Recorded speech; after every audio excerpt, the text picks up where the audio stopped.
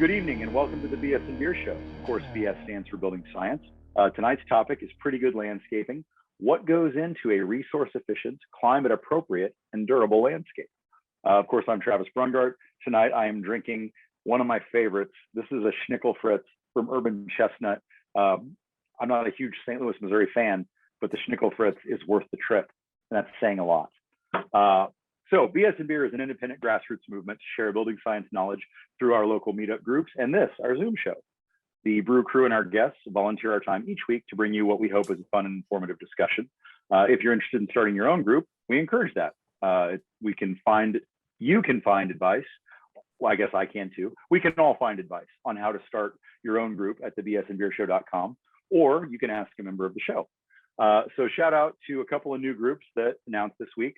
Roanoke, Virginia, I think met on Tuesday. That's Kevin Link down there. Kevin Link Schaefer. I think it's Kevin Link. That's my typo, Mike. Sorry about that. Oh. But you can find them and keep up with them on Instagram at bsandbeer_Roanoke VA for Roanoke, Virginia. And there's a lot of excitement around the group that's starting in Austin, Texas. The first meeting, I think, will be March 25th. I believe that's right. It might be the 26th or the 23rd. But either way, if you're in the Austin area, go ahead and follow BS and Beer at _ATX on Instagram. Of course, Mike's going to throw that in the show notes so you can find them there. And of course, we also want to recognize the other active local BS and Beer groups that we know about, which would include BS and Beer Springfield for Springfield, Missouri. Our friend Jason at Monticello runs that. And they're meeting on Tuesday. They have Matt Bloomquist in town to talk about trades education. So that one's going to be fantastic. And that's at Mother's Brewing in Springfield. We also are tight with Nick Berger and Dan Hines and Andrew, who run DCBS and Beer. They've been very active through the pandemic. They really grew through virtual stuff, so that's great. BS and Beer Chattanooga, ran by Nathan Shirai down in Chattanooga, Tennessee. BS and Beer Carolinas, BS and Beer Connecticut. I think, isn't that Mason Lords that runs BS and Beer Connecticut? Yes. And then Carolinas is run by Sam Myers at Retrotech, and I think I'm going to botch it, so I'll just keep going. There are a few groups that are not currently active as far as we know, but if you're in the area and you're interested, let us know. We'll try to connect you with BS and Beer Eugene in Oregon, BS and Beer Puget Sound in Washington, BS and Beer Bend in Oregon, BS and Beer NYC in New York City, and Southwest BS and Beer, which is our good friend Lucas Johnson. He is in the Southwest, I think in the Tucson area right now. So that's all the groups. You can start one. We'll help you. It's worth being a part of that community. There's a ton of knowledge being shared that way. That's enough out of me. I want to thank our media partners, Fine Home Building and Green Building Advisor. And now with that, I turn it over to you, Emily. All right. Great to be here tonight. Since we're doing BS and Beer once a month, I'm going to drink beer tonight. So I'm having a Marsh Island Vibes IPA with you all. And I left off my normal Zoom background because this beautiful landscape behind me was designed by Carrie, and this is at our office, and this is what I use for all of my backgrounds. And so this is how I convince people to do their landscape. They meet with me on Zoom. They're like, hey, what's that? I'm like, talk to Carrie.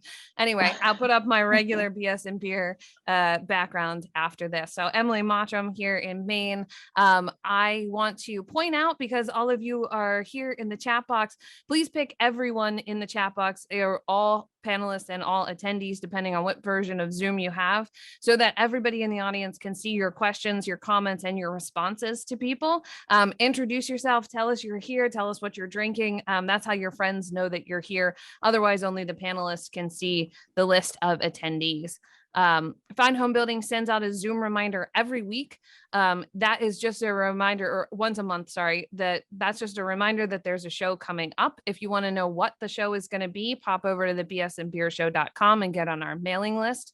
And you can find follow-ups to the show on Green Building Advisor, on their BS and Beer blog post series. And you can also find it on our YouTube channel, so you can want to watch any past shows that we have done. There's also an audio only version of the show available on Spotify and Apple Podcasts for those of you who want to listen to the show in audio format.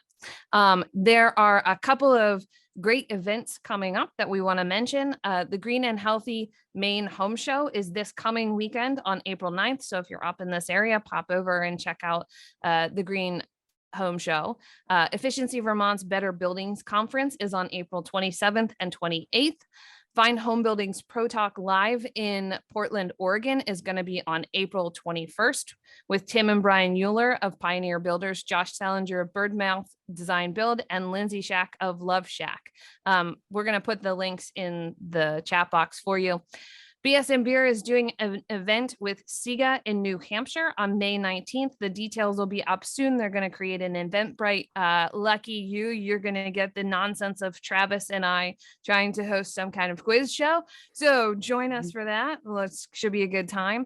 And the Pretty Good House book is going to be out hopefully in June once there's no more paper shortage, but you can pre-order your book on Taunton, Amazon, and through a lot of local retailers. So the book will be out here in flesh in June, we think. Fingers crossed. So with that, I'm going to turn it over to Mike to introduce our guests. Thank you, Emily. I'm Mike Maines in Maine. And tonight I am drinking a beer. It's a Pointer IPA from Woodland Farms Brewery from my friend Bob Morrison in Massachusetts. Before I introduce our guests, I'd like to mention a repeat guest of ours and friend of mine, and a can't say frequent audience member, but occasional audience member, Andy Engel, passed away a week ago. Tonight, Ben and Kylie, our other BS, our other brew crew members are at an event remembering him. I just wanted to say a few words about Andy because he's the kind of guy that if you didn't know him, you're missing out. I met him in the late 90s through Fine Home Buildings online forum, and I can't say I ever knew him particularly well, but we did stay in touch. We did several articles together for the last I don't know, maybe 5 years. He was the editor of Fine Home Buildings Ask the Experts column, which I contributed to sometimes, and we were friends on Facebook. But anyway, he was just a real gem of a guy, and he was a real fan of craft beer. So I would like to raise a glass in honor of Andy.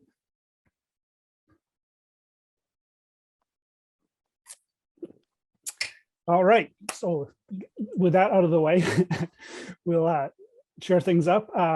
And I should say, Andy would not want us bellyaching about him. He would want us to get on and have fun. So Carrie Lewis founded Carrie Lewis Landscape Architecture in 2002 after 15 years with firms in New York, San Francisco, and Boston.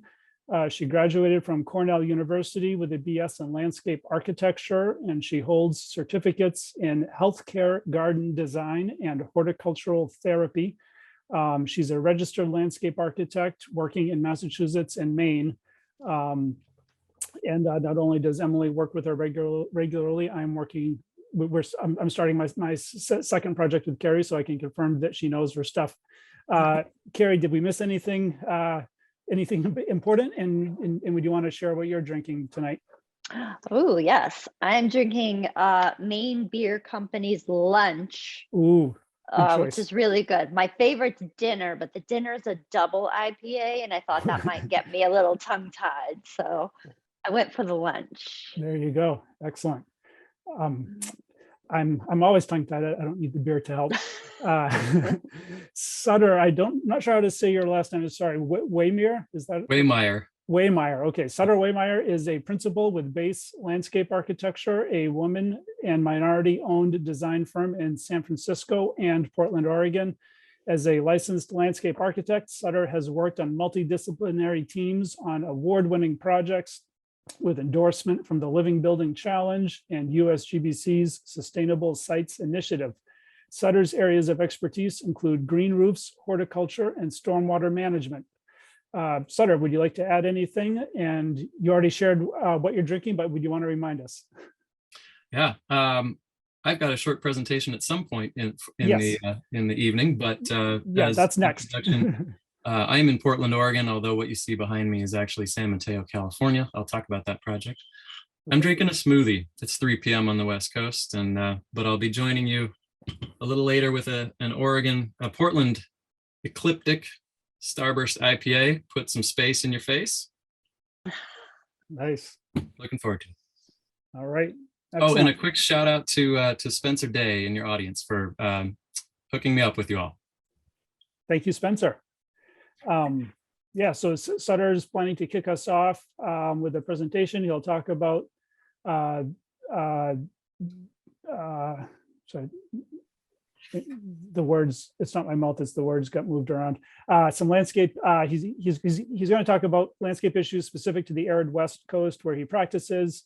And he specifically wants to make some distinctions between the details of a pretty good house and a pretty good landscape. Do you have permissions to share your screen, Sutter? If not. Not yet. I was just saying, I think you have to do it, Mike. You're the only one that's the host. Or We make hold me a that host control and I very can do it. tightly. Yeah, I don't I have did that. it. You're Is good. Jess still here? Okay. Oh, Jess is still here. I didn't Phew. know. I'm still in the background. This is so Phew. exciting. Yeah. Yay, Well, Jess. Yeah, things had Pay no gone. attention to the woman behind the curtain. There we go. Can y'all see that? Yes. Looks great. Fantastic. Perfect. Thanks. I'm thrilled to be here. This is about a 7-minute presentation or so. And I'm pleased to provide a bit of a West Coast perspective. I know the show has a lot of deep roots in the East and Midwest. So hopefully there's some topics in here for discussion, and feel free to throw stuff in the chat. Like you said, Mike, I'm a landscape architect and principal with Base Landscape Architecture. We're in San Francisco and Portland. And I wanted to talk about, here we go, a new vantage point, how we think about doing landscape architectural design. And, you know, we all read these magazines, and I don't want to, you know, cast no aspersions here, but all of these magazines take that beautiful curb shot and look at the glamour shot from outside in. And I want to make that distinction because we think inside looking out, because that's really the vantage point that that we all live. You know, I stand at my kitchen window doing the dishes and look out at the backyard. It's the experience of stepping out your back door to take out the garbage. It's the unsexy stuff that I think actually distinguishes a pretty good landscape from one that's mediocre, or one where you need to fix a number of mistakes. So here's a great example of what we're talking about and how we practice. This is a project just across the river in Vancouver, Washington. That's the mighty Columbia River. A family came to us with a new contemporary house and asked for a big floral garden outside of their master bedroom window here. And we quietly pushed back and said, let us do a little bit of subtractive editing before we add anything to the design.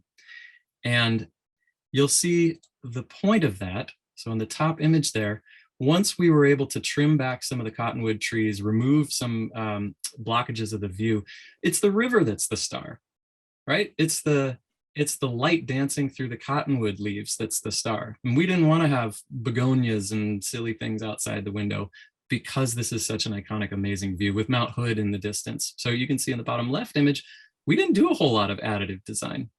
We did seed some wildflower meadow in the front, and Carrie and I are eager to talk about the pitfalls of wildflower meadows, how difficult that can be. But you'll see that that landscape thinking from inside out in practice is going on in this project. Same with this project. And Travis, maybe this is where we start to really work together. We had to work really hard with the architects, the interior designers, the builder, to make these real seamless connections on this project. And so whether it's materials that move in and out through that threshold, or it's other things like sensory elements that help blur the lines and make those harmonious transitions. For instance, you can use, white flowers to echo the white color of the building. In the middle image, that's the interior flooring is a beautiful white oak cut out of Oregon forests from some wonderful sustainable harvesters. We repeated that detail on the outside. Of course, it's a completely different detail because it's exterior and we got all the shrink and swell issues with wood in the exterior. And then this bench seems to float right through the glass. That's that knitting that I'm talking about that makes a pretty good landscape become a pretty darn good one. And then a custom water feature where for the better part of a week, I'll say we tuned the variable speed pump to get that water sound just right. This is just outside the kitchen window. And you didn't want it sounding like a urinal, right? And you didn't want it sounding like a waterfall. So somewhere in between. And so we tweaked the pump until it was just that perfect sound that just draws you right outside. As you move outside, the ergonomics are different outside. Spatial demands are different outside. You need to accommodate for growth of plants. And so paths need to be a little bit wider. You need to be more generous. Stairs need to be broader and shallower. So interior stairs, you all know your rise and run favorites. Outside, I like a 15-inch, 16, 17-inch tread, 5-inch riser, 4-inch riser. Something very broad, because the horizon is so much farther off, you're moving differently. And then garden rooms require taller walls. So on this project, for instance, the hedge, we operate by a simple mnemonic that's sort of a 3-to-1 rule, where the horizontal space of a garden, the hedge should be approximately 1/3 of the horizontal space of the garden. So in my lot here in Portland, Oregon, it's 50 feet wide. The hedge to our north, we keep pruned about 15 to 18 feet tall. And it just feels right. Not too big, not too small. This is where I really want to focus, bringing as many resources on every project to climate resilience as the project can accommodate. So in the West, summers are getting hotter, longer, drier. And so water harvesting becomes really important. This is the project you see in my background screen here. Drought tolerant plants, we actually prefer to say drought preferring plants. When you figure that not a drop of rain is going to fall between, I don't know, March and October, it's not tolerant. You need to prefer a low water situation. So you see that example in the plant material chosen here. Wildfire resistance is a big deal, and we'll talk about some of those zoning and defensible space issues. Triple bottom line materials in the landscape. No systemic pesticides in our specified plant material, period. Our pollinators are too important to have the nursery grown plants full of toxic stuff. And we've written that into all of our specifications. And then food productive landscapes. So on this project, here's an example, bottom left image. Those are all the water harvesting tanks. And if we hadn't planned alongside the architect, those might have ended up in a very visible part of the project. Because we were in early on this, we were able to tuck them down the side yard and incorporate them into the gray water recycling. And this project is not quite net zero on water use, but it's close. Some drought preferring plant material in the top left, and then just outside the kind of occupiable area of this big curving wall, there are pomegranates and apple trees and a number of vegetable beds that dance down the slope. And then, of course, that amazing California inside-outside living experience that lands on Sunset magazine covers. But here's an example of where, here's that defensible space outside the house where firefighters can set up their equipment to save this house. Beyond that 30-foot zone is another space that's where plants have been pruned up to help prevent the fire ladder that can really occur as fire starts moving up this slope. And then just really quickly, I wanted to mention that lighting outside matters as much as it does inside, right? It should be switched either from an inside switch, or it should be on a schedule that's easily programmable, automated. It should be dimmable. You should be able to tune this like a nice instrument. And indirect lighting is often nice, where you bounce light off of all those beautiful materials that you just invested in, rather than shining a spotlight in somebody's eyes, or God forbid, having spotlights shooting down from the eaves of the house. Light creates space. And I'll end with this image. This is my backyard in Portland. I built this pergola myself, although it's prettier now because I cladded it with cedar, but it's really just a one-arm pergola. I call it my hangover. BS and beer, had to throw that in. All it does is hold these lanterns, but you can see how it really creates the space. The light creates the space. And we eat out here every single evening in the summer. All the neighborhood kids come and pack around the deck, which is perfectly bench height, and avoid having to buy a whole bunch of lawn furniture if you plan properly. So that's all I've got, and I'm going to kick it over to Carrie and everybody else. Let me stop sharing here for some discussion. Yeah. Oh yeah, that was excellent. Thank you, Sutter. Yeah, I think it's funny. Aside from the wildfire aspect, it's actually not that different from here. I think in terms of the thinking about indoor outdoor spaces and thinking about complexity. What do you think, Carrie? Did you hear things that sounded familiar to projects here in New England, or is it a black and white situation where things are completely different? No, not black and white at all. Yeah. Emily and I, when we work together, we're always thinking about that indoor outdoor connection. My house is a great example of that, where my back living room wall is glass. And playing off one of the ideas that Sutter brought up about repeating materials inside and out, I've got a nice hearth of slate that runs along my back wall of windows, and it follows the same pattern as it rolls outside into the bluestone patio. So that material, even though it's a slight material change, it really helps that indoor outdoor connection.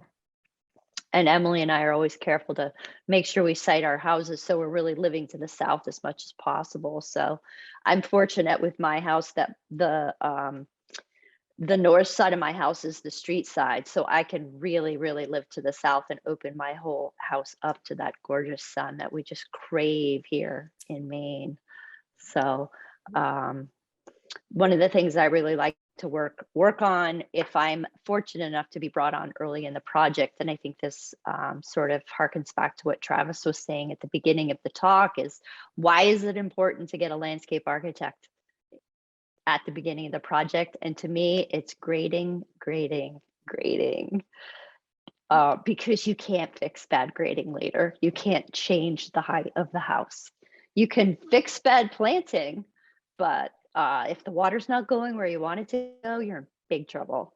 And it's not just about the water, it's also about that, back to that indoor outdoor flow. How many steps are acceptable to go from your living room to your patio, from your garage to your mudroom, at your front door? So quite often I'll work with architects, and we'll even look at stepping the interior of the house if we're working with a site that has a substantial slope. So there's no point where you're so far above the ground that you have no connection to the landscape. Yeah, I had a former mentor who said, topography is destiny. Yeah, that's good. I feel like it informs everything. I feel like that's the one thing you're never going to fix either. Like once the house is there and the grade is there, like it's just, well, I mean, it's really hard to fix. We have a renovation project that has a major water issue that, we're attempting to fix. Hopefully. And Travis, again, guess what? It costs a lot more money to fix it later. Everything does. So there's your marketing. There's your marketing point. Yeah, that's right. Earthwork is expensive. It's expensive and it's destructive. You need big equipment. And if you've so-called finished the rest of the landscape, and then you have to come back and fix grading with that equipment, you're doing it twice. Yeah. And compacting the soil when you bring the equipment back in. Yeah, Emily's talked to us about that before. Can you dive into that a little bit, Carrie, about the impact of just site work in general? A compacted soil, I guess, it's still the same soil, fertile, but it can't allow root structures and water to flow. Right. Yeah, you've completely compacted the oxygen out of the soil, so the roots can't work their way down through it. So an average job site, big open space, everybody drives up, parks wherever they want. Oh, there's a big tree, let me lean my ladder against it. That's a great place to put my pallet of stone. I could go on and on. So really the important thing to do as a builder is work with your designers to set up your work zones. Okay, here's our stockpile area. Here's our parking area. Here's this great tree we want to save. So we're going to put a fence around it. You kind of have to, be really diligent about saving the site features that are worth some money. And again, if you bring your landscape architect in early, they can help you define what those site features are that are valuable. There might be yeah. Go ahead. I was just going to say, one of the dangers is that if you park your, let's say you park your truck near or under a tree, you're not going to see the effects of that for years.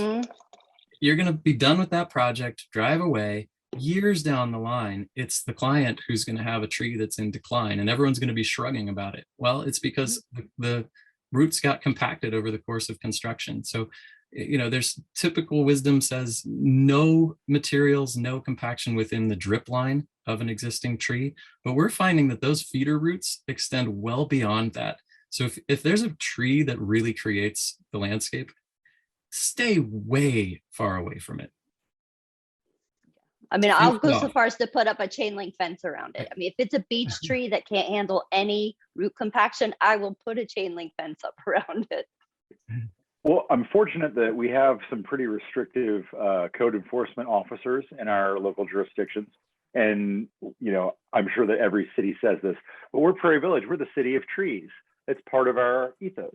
And I think every city in the U.S. probably claims that, except for those in the Southwest that are the city of cacti. But I do think that we do a pretty good job of protecting the trees in relation to the job site. But when you talk about protecting out to the drip line and beyond, that would essentially eliminate most housing in my area. Like we have hundreds of years old oaks are common in our neighborhood. And their drip line, the canopy extends over most of the homes. So to not disturb the drip line it would eliminate housing in my area. So I'm not sure how best to, is there anything I can do to improve on that situation? I don't mean to hijack the show, but I'm curious, what would you recommend? There absolutely is. So where you do have to impact the root system, you want to go in before you start your construction and put down about 12 inches of wood chips. Over, yep, that is a lot. I know it is, but that is going to help soften the compaction. That's going to act like a little bit of a mattress, if you will, and take up some of that compaction and weight of the vehicle. And the other thing you want to do is, as you're excavating and you're unearthing roots, you either want to have a skilled horticulturalist with you, or you want to have a tree company, an arborist. You can call the site and make sure all those roots are cleanly cut, because you don't want torn roots is how bacteria gets into the root system. Okay. So that's very those helpful. are two things you can do. Or just a related question, are some species of trees more tolerant to compaction than others? I can tell you a few off the top of my head that are absolutely not tolerant.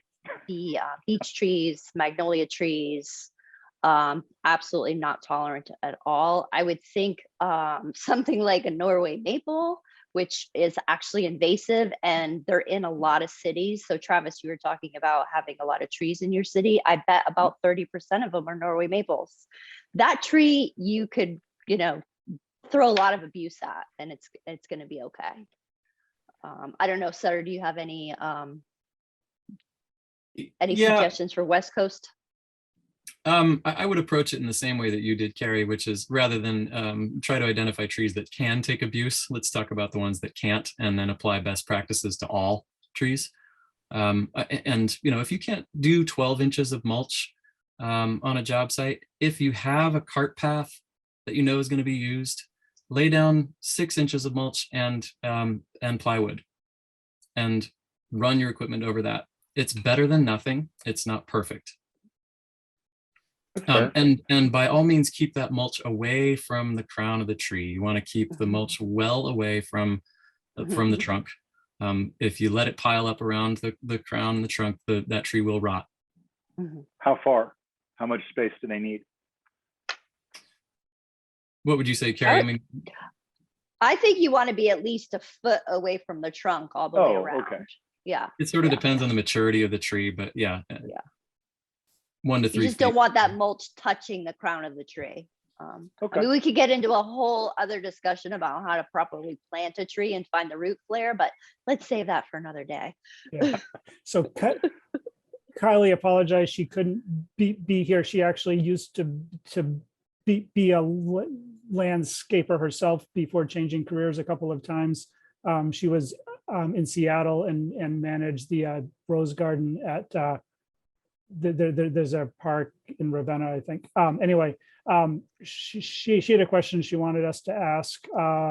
That's a little less technical, a little more touchy-feely, I think. What does the conversation you have with clients around designing for a smart landscape sound like? What are the key messages you convey? I imagine it's a lot like Sutter's presentation, but do you tailor it to the client? How do you work with clients? I guess that's my version of her question. Sutter, you want to take it first and then I'll follow? Oh gosh. So much depends on when you come into the process. If you're really early and have the chance to work with an architect to even site the building on the lot, that's a huge opportunity to start talking about passive solutions and living to the south, like Carrie mentioned, taking advantage of existing resources and topo. If you come in later than that, let's say it's an existing building and you're brought in for a renovation, the conversation is very different. And, I think you always start with a discussion of program, what the client desires. And, we're unapologetic about interjecting some of our ethics about landscapes. And we will probably not, that's not fair. We will work with what people want, but to the extent that we can always sort of push the conversation a little farther. Right. So what I'm loving that I'm seeing right now in my practice is that it used to be me who was sort of feeling like I was pushing on clients to reduce turf and use more native plants. And now I have clients pushing me. I have clients now asking me to have the plants be 100% native, which is really exciting. And people do want to reduce turf, and people are now okay with a clover lawn as opposed to that perfect bluegrass lawn, which is great. So as far as working with clients, I think, you go in with open ears, but don't be afraid to tell somebody, sorry, that's a really bad idea. You got to have the guts to tell the truth and stand behind your convictions. And then also explain that, landscaping we're working with the fourth dimension here. So what's nice about landscaping is that it can be phased. So if you have a master plan and you know where you're going, you won't make any mistakes along the way. You won't have to redo things later. So that's another nice way of using your dollars wisely. So when I built my house, for example, I couldn't afford to do everything all at once, like a lot of my clients. So I designed it. I knew where my terrace was going. So when we did the foundation work, we prepped for the terrace. So when I did the terrace a year later, I didn't have to bring the heavy equipment back in. So again, just huge advantage of bringing in a landscape architect earlier in the process, even if all we do is a master plan and say, okay, here's the driveway, here's the front walk, and here's what you're doing later, but you know where it's going. Yeah, I'd love to hear both of you talk about this. Sutter, you mentioned it in your presentation. Carrie and I talk about this all the time. The wildflower meadows. There's questions, kind of in the chat box already about that.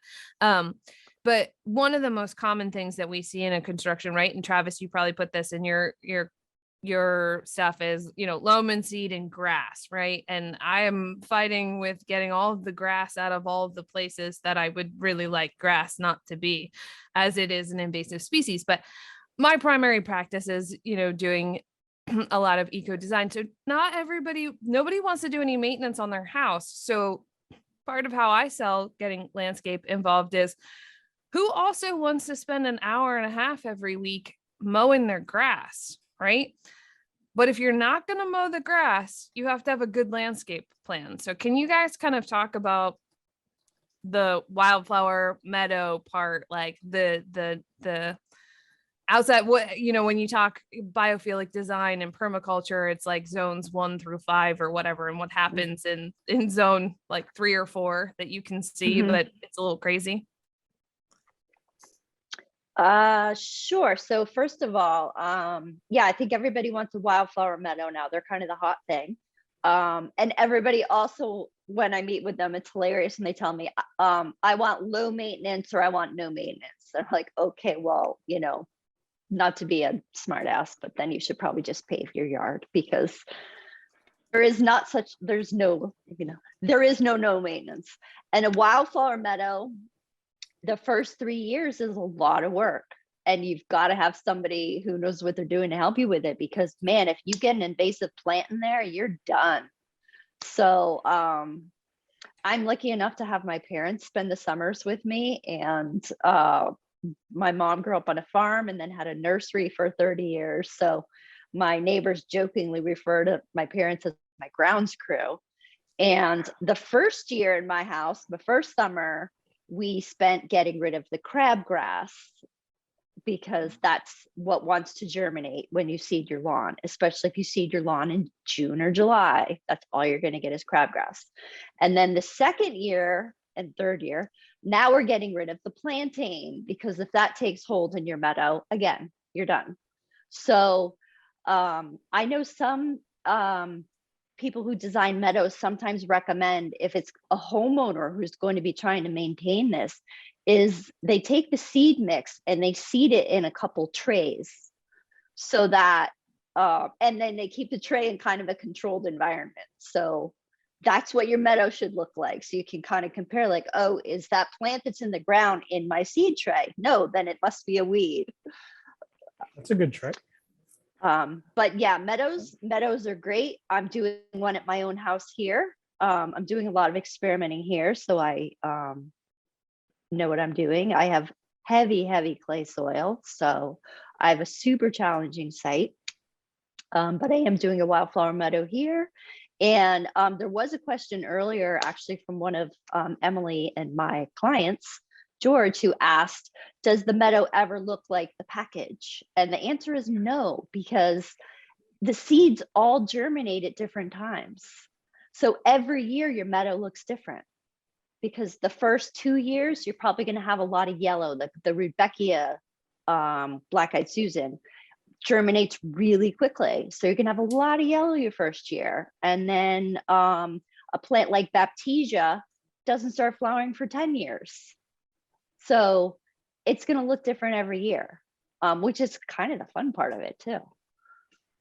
I have a lot to say on this too. Carrie and I actually spoke before the presentation about meadows in particular, but one thing for builders and homeowners out there just to be aware of, if you want to set yourself up for disaster, go and add a whole bunch of fertile loam to your existing soil and then plant a wildflower meadow.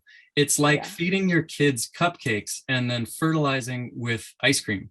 It's crazy, because basically that just gives all the weed seed the nutrients, the faster growing weed seed. They're weeds for a reason, right? They outcompete the natives. So it's typically smarter to start with the soils that you've got, especially if they're poor. That's okay. Get some of the native grasses and wildflowers established, plug in more, reseed more. It's going to take a few years, as Carrie said. One other thing I wanted to mention is that meadows aren't entirely grassy wildflowery. We have beautiful meadows in Washington and Oregon that are ferns. Think of a fern meadow. You know, on that project at the river I showed, the front of the house, which I didn't have any photographs of for this. is stretches back toward the base of the slope where all the water comes down before it starts to hit that floodplain and go into the Columbia River. That's a wet meadow, and it's covered in native ferns, and it's gorgeous. When it comes to planting, let's say more typical garden beds, we have to move past the shrub mulch planting. It's not that hard to take a walk around nature and see that nature doesn't do that. There's very little bare soil when you go out to intact natural areas. And when from a planting design perspective, you have to start thinking in terms of vertical layers as well as horizontal layers. So if you're only designing from top down on pencil to paper, you're not thinking naturally. You need to think about a shrub might be, let's say, 6 to 8 feet wide. That's 6 to 8 feet wide where you should have ground covers coming up underneath like a skirt. When you plant what you want, you get what you want. If you leave shrubs, if the ground cover is not allowed to come up underneath the shrubs, and if you do the sort of shrub mulch style, you're gonna get weeds in between there. My garden here in Portland, actually just the other day, somebody came by and stopped and was staring at my garden, and she said, "You must spend a ton of time weeding." And I said, "I spend very little time weeding because every layer is occupied. I've got tightly knit ground covers that are out competing the weeds, creating a mat that no weed seed can penetrate through. Then there's that middle layer of planting, and then there's the larger shrubs, and then there's the larger trees. So think in vertical layers when you're planting as well." Yeah. A really important concept, because I think that one of the main problems that people have when they come to you and ask for these 0 to low maintenance landscapes, when they see plants that are different, they assume I have to maintain that one way, I have to maintain that one another way, I have to get in here and pull that out of there, I'm gonna have to push that back so that I can pull those weeds, or I'm gonna have to do the mulch surrounding the shrub as you described. I think it's almost a branding disaster. Like, we have to rebrand plants as these isolated, stand there and look pretty by yourself, and then don't touch the other one. That's, at least for builders. I realize that in your field, obviously you're preaching to the choir there, but for the people that are out here doing all the harm, I feel like we could be re-educated if we maybe understood what those right layers are. And I guess I need to probably reach out to someone locally who knows, Midwestern soil types and what the right plant is, because honestly, I would love to never pull another weed. We have shrubs and mulch skirts in the front, and my wife is a very ardent gardener. She works very hard at it, and it looks great, but it costs her a ton of time. I bet she spends as much time taking care of it as I do mowing, which I also hate. So we're doing the work, we're just doing the wrong work. Is that fair? Right. Yeah, I've got nothing wrong with Totally mulch. fair. Mulch is entirely necessary. Absolutely. It retains soil moisture. It adds organic matter back to the soil. Mulch is definitely your friend. It's just how you distribute it and what you let pop up through it that I think is the question. And remember, mulch, again, look behind me. Gravel is a fantastic mulch.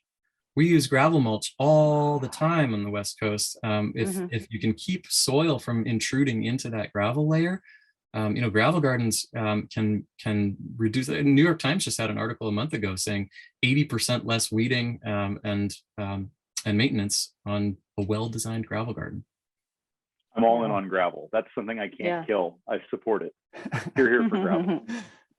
So yeah, Travis, I think one of your questions is, we're now talking about plant communities a lot in our industry. And when you say we're preaching to the choir, I mean, honestly, our whole industry has changed over the last 10 to 15 years in terms of learning how to plant. And we're all learning every day more about ecological landscaping and ecological design. And we keep going back to this concept of plant communities. What plants want to grow together? And that's really the key, is you want to tailor your plants to the site and tailor the plants to each other.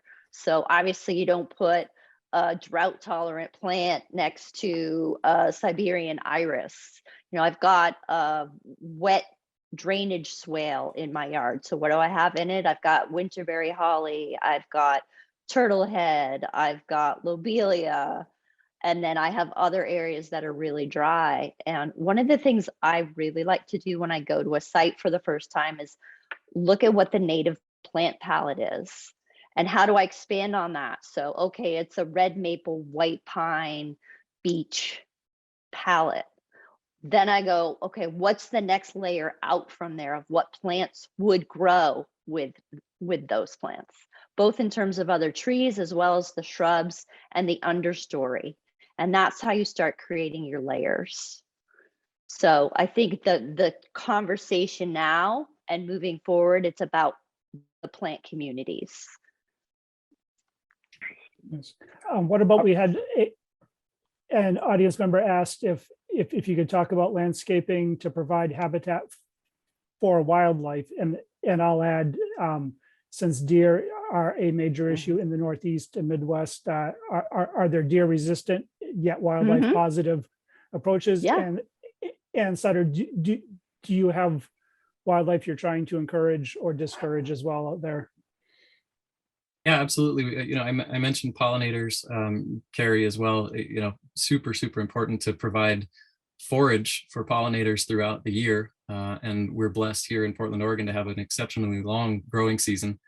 One of the things that I'll let you address deer, Carrie, because it's probably far more prevalent where you are than in urban Portland. But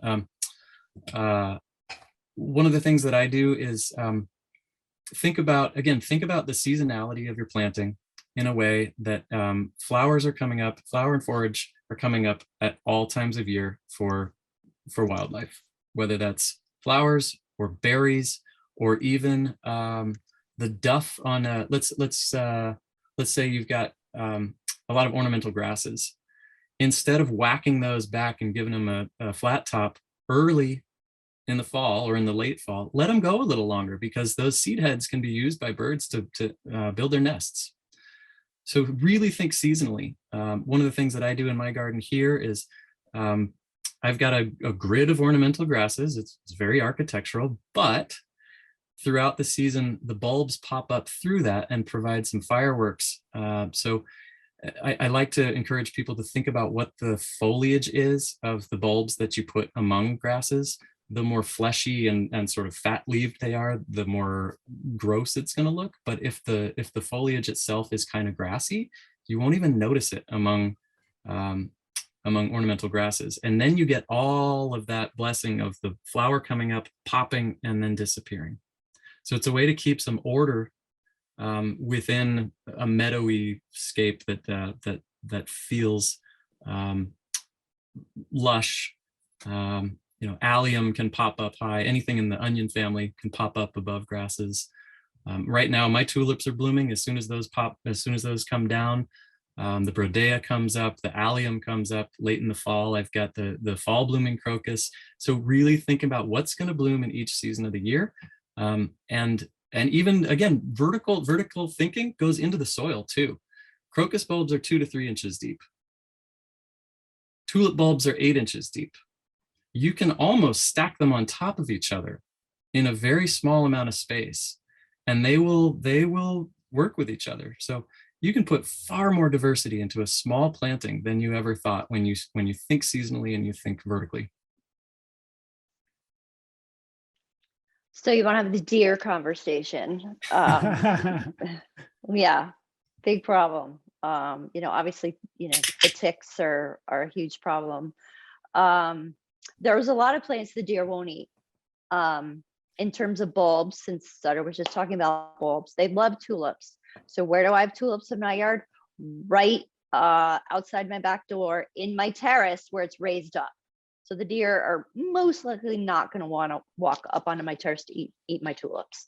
They're not going to eat daffodils. They're not going to eat allium or anything in the onion family that has an odor. And likewise, they're not going to eat anything herby. They're not going to eat rosemary or thyme or sage. They don't like anything aromatic. And related to that, they're not going to eat catmint or Russian sage, because again, they have a really aromatic leaf. I have raised beds where I have my vegetables right outside the back of my house. And so far in 4 years, they have not been bothered by the deer because they're right at my house. I do also have a dog that could help. I'm quite often asked by clients, I want to grow vegetables. How high do I need to put my fence around my vegetable garden? If it's a small enough area, you don't need a super tall fence because somehow the deer know if they jump into that small space, they can't get a running start to get back out. So honestly, if it's a pretty fairly small footprint garden, you can get away with a 4-foot fence, but then you've got to deal with the burrowing animals that want to go under your fence. So then you've got to take the fence down into the ground about a foot with some pretty heavy gauge wire. I think also, as far as the deer, if you can give them some good stuff to eat further from the house and keep them out of the lawn and keep the ticks off to the edges, that's also a pretty good idea. A lot of times they'll have a travel path they like, and you can kind of get away with it. But honestly, there's quite a bit they won't eat. So you just have to talk to your local cooperative extension. I mean, there's so much research online, people who've just been gathering lists. But I will say, no plant is 100%, because sometimes a tried and true plant that the deer allegedly won't eat, all of a sudden one winter they'll browse on it. So it depends on the weather, it depends on how much snow there is, it depends how hungry they are. But there are some pretty good, tried and true plants that they'll leave alone. And again, a good trick is if it's got an aromatic smell to it, they'll generally leave it alone. I wanted to add one more note about wildlife. I think we as a culture are obsessed with cleanliness, especially in our landscapes. And one of the things that I encourage my clients to do is, depends on the size of the lot, to be honest. On a larger estate or property, if a tree comes down or a log is on the floor, people often want to just yank it out of there and clean it up. Leave it.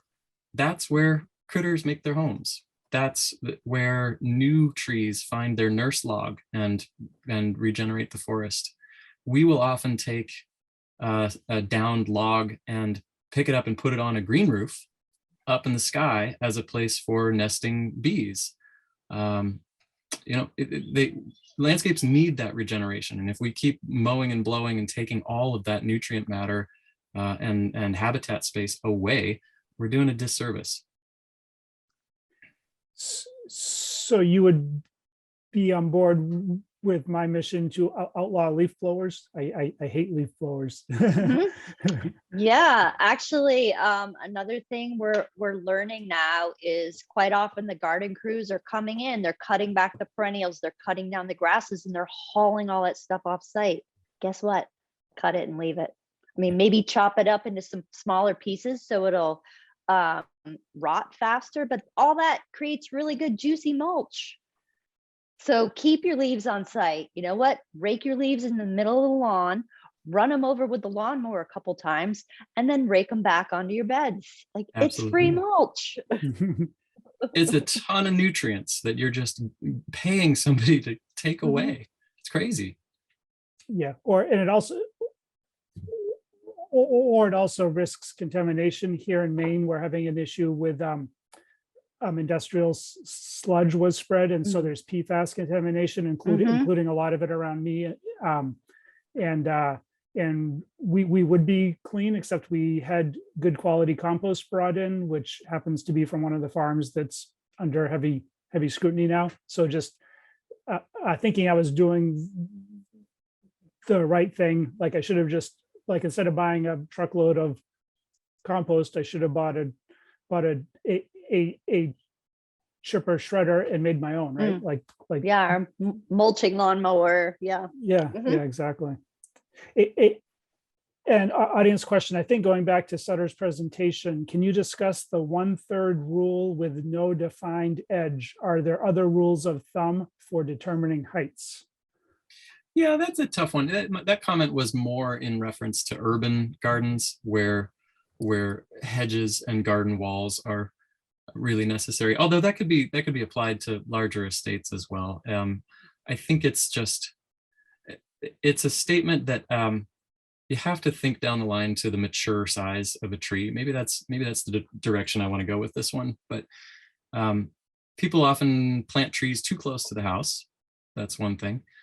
Thinking about energy efficiency, you want to plant a tree on that southwest corner of the house where it's going to, especially a deciduous tree, provide some shading in the summertime and allow the light to come in the winter. Carrie, how else would you approach the question of scale in the landscape? I used to go to a lecture. There's a gentleman who gardens in Vermont who's written a couple books. And I remember he always had this kind of really easy proportion. He used to say, like, look at the front of the house and drop the house down, and that's how big your terrace should be. Like, is that really true? But I think to a certain extent it is, because if it's a really tall house and you feel dwarfed by it, you're going to want to get a little further from it and not feel like you're sitting and being swallowed up by this space. And then in terms of mature plant, I mean, again, that goes back to my comment here that we're working in the fourth dimension here. Sound like Star Trek, but we have to know like the ultimate height of these plants. And yeah, a lot of stuff does get planted too close to the house. So I think that goes back into when is mulch valuable? And it's valuable when you're doing proper plant spacing. And hopefully within 3 years, that understory you've created with the sedges and the ground covers and the phlox, that has all knitted together. So while the shrubs are growing to their mature size, we've got that whole nice understory filling in and giving some interest instead of just that sea of mulch that's like, gumdrops of shrubs and trees in mulch. I mean, that's going back to your comment, Sutter, about why that understory is so important, because it gives the garden time to grow into itself. It's another thing, just spatially, if you walk down any street, you will notice that nobody walks within about 3 or 4 feet of the facade of a building. Nobody. You can just look at the pavement pattern, the dirtiness of the pavement. And so I bring this up because far too many people put a path right up against the foundation of a house. The path comes off the driveway, hits the house, turns right, and goes to the front door. It's an exceptionally uncomfortable place to be, to have a wall right up next to you. And that's why nobody naturally does it in a city. So don't do that. That's interesting. I wanted to ask, go ahead, Mike. No, you go. I've talked enough. No. Well, I'm going to be selfish and ask about how do I solve my problem. So I'm sure we have a lot of people in the chat who've been seeking their answers too. So I want to be respectful of that. But I have young children, and so my lawn is a function of I need a place where they can play, and it needs to be durable enough that they can not turn it to mud in a single season. So I really enjoyed the house that I grew up in had zoysia, which is a species of grass that I've been told is a weed. Is that accurate? Yeah, a weed. Okay. Well, it was very it was like a tightly woven carpet. It was always soft and cushy, and it was almost always dormant because it's hot and humid here. So it was never really wet and muddy. It was always just this dry yellow carpet that didn't grass stain my jeans. And I loved that as a kid. And then I learned that was a terrible thing, and I shouldn't ever have any of that in my yard, and I should have this fine fescue everywhere, and it should be lush and green, and I should definitely put chemicals and water on it all the time. And as soon as the kids tromp out a path, then I need to reseed that path. And that's sort of the cycle of labor and disharmonious existence with my environment that I'm trapped in here in suburbia. And I would like to escape. Can you take me away? Can I reestablish the clover that I worked 8 years to get rid of? Is that what do you plant that people can't destroy by playing 8 baseball games a day in the summer in the backyard and cutting down third baseline and diving into home?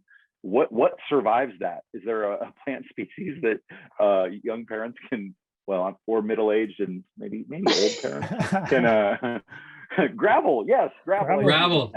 Bingo. Yeah. Thank you. We see it all the time out here in Portland. It improves drainage. You can put a lot of angular gravel, angular, not pea gravel. You can top a lawn with angular gravel. You can do that annually. You might want to spread it out a little bit, but what you'll find is that it actually stabilizes the soil so it doesn't get as compacted. That's one thing. Helps keep proper aeration because the angularity of gravel keeps pore space as those angles start to lock up. They're inevitably going to have little pores. And what was the third thing? You can do that year after year, especially if the lawn is starting to sink down, which a lot of lawns that are built on loamy organic soils will sink. And so you'll start to see your lawn is, 2, 3, 4 inches below the edging that you initially planted it at, right? This is how you can start to battle back. And that gravel, it might not be very fun to slide headfirst into, Travis, but the lawn will grow through it. It will definitely grow through it. And you can put we see that at events, places that host a lot of events on the West Coast, where they get a lot of foot traffic, not as much sports, but just weddings and stuff. We advise the use of angular gravel. I think you should disavow the chat box, AstroTurf and poison ivy. Seems like bad ideas. I mean, just saying. Yeah, you know those what? are two of. I'll go to bat for synthetic turf. I'm not going to call it AstroTurf. That is a very old term, but some of the new synthetic turfs, on the West Coast, if we got to talk about what's precious. If water is precious, we don't specify much lawn at all. I'll be honest. If Travis, if you're going to ask me about what species of lawn, what species of seed, I'm going to put up some big question marks, because it's just impossible in California. There are regulations against how much water you can use. And so every inch of lawn that you put out there means that the rest of the landscape needs to be exceptionally drought tolerant. So it's like a seesaw when you get into projects in California that are permitted with a maximum water usage. So we do see the use of more synthetic turf because it's saving a really precious resource in the West. We're starting to see it. We're starting to see it here too. Yeah.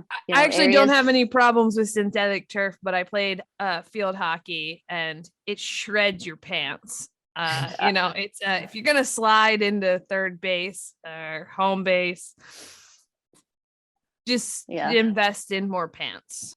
I think there's some better products now too. I mean, it's kind of shocking how real some of it looks.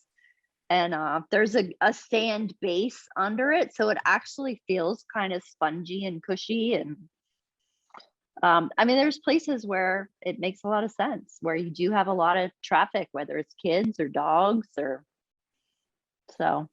Yeah, not to mention some of the products are starting to be woven with soy-based fibers instead of polypropylene. And soy has all of its own issues with pesticides and monoculture, but I'm pleased to see that at least we're moving in a direction away from more petrochemicals in the landscape.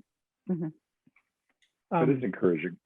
Yeah, because most people, although it would be nice if everybody could hire a landscape architect and an architect and a really good builder like all of us here, most people are not in that position. For people who want to learn more about this stuff, would you recommend permaculture? Just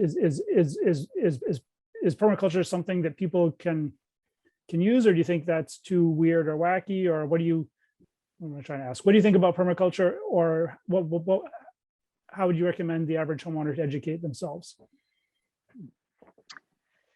I think permaculture is a lot of what we've been trained to do as designers already. I think it's been packaged a little differently now. I think we've always looked at having your high impact areas closer to the house in terms of so what Sutter was talking about with limited water resources. So where you need your juicy plants, put them right where you can see them, and then as you get further from the house, you get more rugged and more natural and more knitting back into the landscape. So I know one of the premises of permaculture is respect the edges. And I mean, that's how I've always worked as a designer, is because I want my designs to knit back into the surroundings. I don't want you to be able to say, oh, that's where the design stops and that's where nature starts. Yeah, I agree, Carrie. I think we've touched upon a number of the things that are permaculture principles in other words. You know, it's about systems thinking. It's about circular economy of materials. You know, mowing those leaves back in, making use of the resources that you got. I agree, Carrie. There's a packaging that sometimes I bristle against spatially as a designer, but I'll be perfectly honest. That's my hubris as a designer, and we could all learn a lot from permaculture. Right. But I guess as my advice to the average homeowner would be, you know, what's your passion? Why do you want to have a garden? Is it because you want pollinators? Is it because you want an active place for your kids? I mean, what's your passion? And then there's going to be a source to satisfy that. So I know in the chat, somebody just posted Doug Tallamy's books. So if your passion is feeding pollinators, Doug Tallamy is an entomologist, I believe out of the University of Delaware. One of his books is called Bringing Nature Home. He has several out there. So that's a great resource. If you want to get into the whole method of doing the layered planting that Sutter and I have talked about, where you're not just plopping a tree in the mulch, but you're trying to create that whole plant community. There's a book by Claudia West. I can't remember the title of it off the top of my head. So honestly, like, the information's out there. You just have to decide, why do I want to garden? And then use that to sort of gear you towards what research and what resources.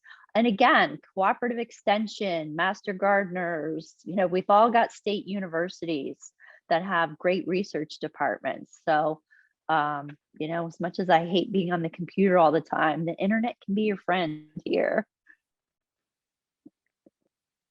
I think there's something important in and of course, I'm not the expert here on the panel, the pretty good house and the pretty good landscape.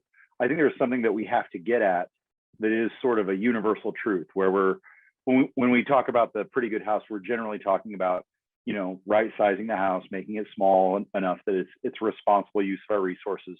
I feel like you're getting at that, Sutter, a little bit with the water priority, but I guess for the common uneducated lawnmower like myself, are there some universal truths? Like, are there some rules that you can just, you know what, you can do X, Y, and Z? And I know you've touched on some of those with the understory and about the spacing and working together in the layers. But I guess I want to leave with a way to be a little bit better, because I feel like that's sort of what Pretty Good House does, is it lets me be a little bit better of a builder without making too many rules that I can't coexist with. Are those going to be universal across climate, or not really? Like, I'm just going to have to go to my local university and parse that out, and that's what everyone should do. Can you give me guidance one way or the other there? I mean, I would agree that the Pretty Good House right sizing, you know, right sizing is a great place to start in the landscape too. You know, there's another former mentor talked about the economy of intervention, meaning, is it really worth it, both financially, ecologically, everything, for you to have that, you know, winding path through the woods with a fake stream going underneath? You know, there is no economy to that intervention. Pay attention to, here's a universal truth, and it gets right back to the grading discussion at the very beginning. Spend time on your property, pay attention to the sun, pay attention to all of the natural factors, the wind, the shade patterns, the topography, the drainage. Pay attention to your soil. You know, I'll push back and say I have some crazy parts of my garden because I have some exceptionally good drainage in one portion and really bad drainage in the other. And so I have agaves and desert Southwest plants in Portland, Oregon, where it rains all the time, because I have exceptionally good drainage in this one corner of the lot. And it lets me get away with stuff that would otherwise just completely rot out given the amount of moisture that we have. You know, I only learned that by way of killing some plants. You know, I said this to Carrie earlier. You only know a plant once you've killed it twice or three times, then you know what you're doing.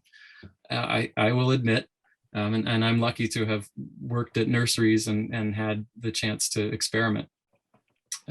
But yeah, universal truth is that the landscape is dynamic. It is not in a box. You have to pay attention to all those natural factors before you even start. So it's a really beneficial thing to have a property and spend time on it.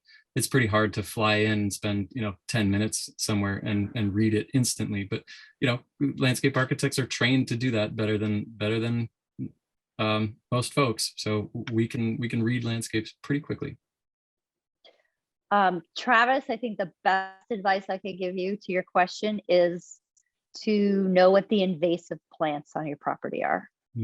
Know what you need to control, because if you can control the invasives and get them out of the palette, what's naturally in the seed bank, if it's given an opportunity to germinate, there you're going to have your native plant palette, but you just have to give it a chance to germinate. So you know what? Hire somebody to come to your property for an hour and tell you what's invasive, tell you what shouldn't be there, tell you how to get rid of it, and then see what happens. Larry Weiner, who Sutter and I were talking about earlier, he is a wonderful designer. He's sort of the meadow guru, the meadow maestro of the whole Northeast. He started a nonprofit called New Directions in the American Landscape. He lives in Pennsylvania, maybe in the Philadelphia area. And I remember hearing him at one of his recent lectures. He said, I'm not going to spend any more money on plants in my yard. I'm just going to see what comes up. And I'm going to see what I want to encourage and what I want to remove. So, hey, free plants if you can give them the right climate and reduce the competition from the invasive plants. So I think that would be my nugget for you, is know what shouldn't be there and get rid of it. And then what wants to be there and is already in the seed bank will have an opportunity to flourish. That seed bank concept is mind-blowing to me. I know. I argued at length.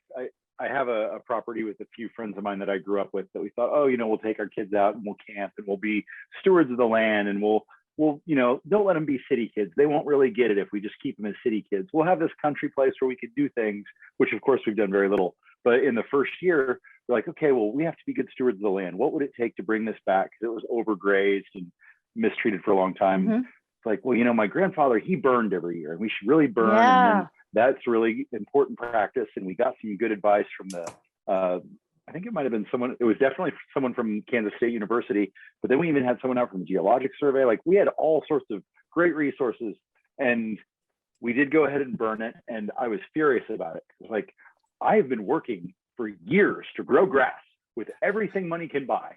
And I work tirelessly at it for several months a year, and every year it fails. So there's no way that if we burn that off, there's going to be this lush green lawn that springs up from the earth. You're all insane. Yeah. And of course, that's exactly what happened, because prairie grasses grow very, very deep. Yeah. So it blew my mind. It's like, so if I could just get out of the way, all of this would take care of itself. Mm-hmm. Well, not exactly. You don't get to pick what grows there, but it does grow on its own. And that's kind of heartwarming in a sense for me. Are there, this is kind of a basic question, but is there like a clear line between native plants and invasive plants, or are there native plants that are invasive? And are there times where it's okay to bring in non-native plants, or desirable to bring in non-native plants? Hot topic, Michael. Good. Really hot. Oh. Put some boxing gloves on here. Yeah, we're gonna need another hour. Uh-oh. Well, to your first question, yes, there are native plants that are invasive. In Oregon, Western juniper is one that will move as far and fast as it can. and it steals water from the water table. And that said, I think for the most part, native plants are adapted to be in the place they're in, and they're relatively desirable. And when we're talking about native, I saw it in the chat. We're generally talking about plants that have a genus and a species, and no clonal cultivar, no cultivar name after it, nothing sterile. That's nature has sex, right? That's why we need true species out there. So native true species, not a cultivar, is really important. Yeah, that honestly, Mike, that is a whole other conversation, and it's a really hot topic in our industry right now about whether what Sutter's referring to, we call them nativars. So they're cultivars of native plants, and they're doing a lot of research. There's a botanist, I think she's out of Vermont, I believe her name's Annie Smith, who did a whole study of straight species versus cultivars of perennials. And almost across the board, the straight species is going to be more pollinator friendly. There were a couple exceptions. Phlox gina actually attracted more pollinators than the straight Phlox paniculata. But generally, you want to go with the straight species, as Sutter said. The challenge with that is finding them in the industry, because, like roses, for example, have been bred over the decades for the color and the fragrance, and they bred out the survivability without being treated with pesticides. So as we're breeding these new cultivars of echinacea that are double flowered, they're really pretty, but guess what? The pollinators don't know what the heck to do with them. So they're kind of useless environmentally. And Michael, just to expand on the question of native, it's such a blurry topic. Native to your state, and state is a geopolitical boundary. Native to your bioregion, maybe. Important questions. Native to the United States, well, that means nothing to me in Portland, Oregon, versus something that's native to Florida. Totally different. Right. I will say that with climate change, and as things are getting hotter and drier on the West Coast, some of the native oaks are starting that were right solidly in the middle of their comfortable range, are reaching the edge of their tolerance. And so we're starting to push for oaks that are coming from hotter, drier regions. So up here in Portland, we're planting a lot of silverleaf oak as street trees, recently introduced. That's a montane Mexican oak. That comes from a completely different bioregion, but it is exceptionally well adapted to the current climate and the soils of Oregon. So it's a really messy topic, but I do think that in general, it's, I would say that very few of our projects are 100% native planting plan. Yeah. I think it's smart to think about climate analogs and extending that bloom period. So we specify a lot of Australian, South African, Chilean, Mediterranean species here in California, just because those are analog climates where we have just a vast amount of plant material to choose from. I don't think that's irresponsible if they're not noxious weeds. Obviously, we're not going to specify noxious weeds, but again, what's the goal? That's the question. Yeah. Or just that reminds me of one of my favorite science facts, and you both can correct me or fine tune it, but that as complex as human and mammal DNA is, and as long as the DNA chains are to kind of cover eventualities or things that come up, from what I understand, plants and trees have like way more DNA because they can't think their way through a problem. They need DNA to have evolved to automatically fix the problem or adjust the problem. Is that about scientifically correct? Or I would say think about parentage and provenance in response to that question. So for instance, you don't think of eucalyptus trees being particularly cold hardy. However, if they were native to the slopes of Australian mountains, Mount Kosciuszko, I think, is one that has a lot of snow gums. That parentage, or let's just talk about any plant that was that comes from seed from high elevation, that's going to do a lot better in a colder climate than the very same species whose parentage came from lowland parents. Plants are individuals just like us. It's just really important to, I mean, and we can go down the rabbit hole of horticulture here, but there is so much to talk about when it comes to genetics, parentage, and provenance of plant material too.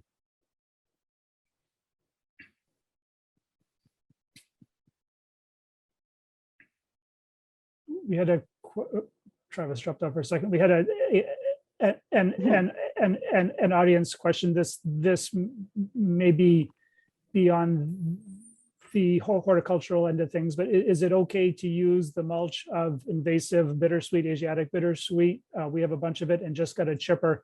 And I think my question is yeah, how do you propagate plants, and can you, will chips grow themselves? Carrie, your reaction was worth the cost of admission. I'm so sorry. All yours. Yeah, there you go, Wendy. I'm a really bad poker player. That's a hard no for me. I have bittersweet all over my property. That's a no. Yeah. Absolutely not. Oh my God, no. Like Emily can tell you, our friend and my neighbor is one of the people that likes to go and cut the bittersweet and bring it inside and decorate it with. And I give her such a hard time, and I say, all right, when you're done with that, trailing it around your chandelier at Thanksgiving, please put it in a black plastic garbage bag and put it in the sun and let it rot. Because it basically needs to be set on fire. So no, please don't chop up your bittersweet and use it for mulch. And that goes for other species that where it's not so much a concern about propagation of weed seed. It can be a concern with non-native, I can't remember the species of tree from China. I think it's a Chinese cork of some species. Anyway, it can change the pH of the soil. So it's not as simple as just saying chop up the any existing tree and use it as mulch. I would say generally it's a good practice. There are a list of bad players, and you can find those on the internet. Again, it's, you know, make use of your local resources, master gardeners. They'll be able to tell you.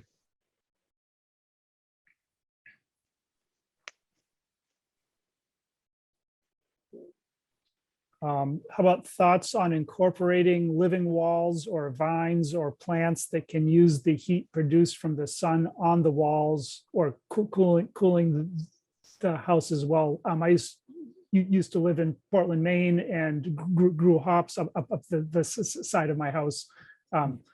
Speaking of invasive, when we sold it, we cut the hops and mulched it and left. And I'm really curious what, like, hops are pretty vigorous. I'm curious what the new owners did with it. But anyway, what do you think about using vines and plants to help control the microclimate directly around the house? I mean, I couldn't resist the opportunity to say I love hops. Yeah, I think it's a great idea. Taking advantage of the microclimate, certainly. You can grow plants that are a little pushing the boundary of your zone if you grow them up against a nice hot wall. Plants, so for us in Maine, something like, lavender, rosemary, or grow your tomato. I have my tomatoes right close to the back of my house. They're getting all that reflected light off the house. It's creating this super juicy microclimate right there for them. So yeah, play with your microclimates. And then conversely, yes, you can use plants to help cool your house in that same way. Yeah, and I would say I think there's a big range of when we're talking about green walls versus vines that are trained up a trellis. Green walls are exceedingly rare on residential projects and very high maintenance. They take a fair amount of technical expertise. Training vines up a trellis, you need to be aware of how the vine grows. So obviously, I'm sure you all know there's a difference between vines like ivy that have aerial roots and are going to negatively impact the mortar in your masonry walls right? And there are others. And then there are a lot of vines that grow by twining, and they need some sort of vine support, trellis, metal, wood, what have you. And yeah, that's a great way to get additional shading in the summer, a little more woody matter for a marginal amount of insulation in the winter. Absolutely. Just be aware that some vines, especially in certain microclimates, can be what we call barn eaters, and they will completely take over and become quite heavy. So know what you're dealing with before you plant something. Yeah, please don't plant wisteria on your house. No Please wisteria, don't okay. plant vines on your house. That's like a thing, and it's not good. And I know it looks beautiful in like the English countryside, but also destroying the bricks and sides of houses. So Unless you've got trellises, Emily. Unless you've got something permanently trellises. with airspace. Yeah. I think the two of you need to start your own pretty good landscape BS and beer monthly session to talk about all these things. I don't feel like we even like scratched the surface. And I know I haven't talked a lot today because I've learned my lesson. Default to Carrie, just ask Carrie, because I'm not going to know the answer to this. That would be fun. Yeah, it would be fun. Well, this has been fun. This was frankly shockingly fun for me. Like, I don't have anything to add on this. It's going to be rough. I'm going to have to learn some stuff, but I learned a lot. You guys are a lot of fun. Landscaping is awesome if it's done right and not destructive and not invasive or not wrongly invasive, as I just learned. Thank you again. And also a juicy microclimate, an airspace behind a trellis, and yet somehow insulating. Like, you guys really tied it all together. Nicely done. Thank you for coming on. I appreciate your time. Thanks, You're very welcome. Yeah. Thank you both. You're welcome. You're welcome. Thanks for the opportunity. I think we are kind of at the end of our time, but if you have any parting shots, anything you'd like to add that we didn't get to, please do share that. I don't know. I feel like we covered a lot. But yeah, there's so much more to cover. So yeah, have us back on another time. I've got one.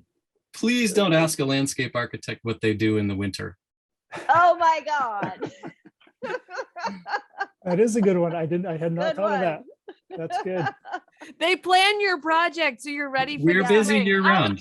Yeah, exactly. I would like to follow that up with, if you call Carrie in the spring, she's not available until next year. And I'm sure the same is for Sutter. You have to plan beforehand so you're ready for when you're doing construction, planting, even if it's just and I've done a ton of site walks with Carrie, and I'm sure it's the same for you on the West Coast. As we walk the site well before, find out what's growing and everything on the site beforehand, so that when it comes time for construction 6 to 9 months later, we have a plan and we're ready for what's going to happen next. That I feel like landscape gets added on at the end. People, Carrie and I talk about this a lot, is that these guys don't just build beautiful planting things, right? They need to be on board way farther in advance, so. Yeah, especially in today's world where lead times are just as bad for landscape materials. Yes, they are. Not to mention, it's like a 2-year wait for a swimming pool right now. Wow. No more swimming pools. Yeah. Everybody wants a pool. All right. Everybody wants a COVID pool. COVID pool, right? Because everybody's afraid to swim in the public pool. Well, thanks for having us on. It was a lot of fun. Yeah, Yes, thanks so much. Thank you. Thank you for coming. We appreciate Thanks it. again. Great. Appreciate all of you joining us. Have a great night.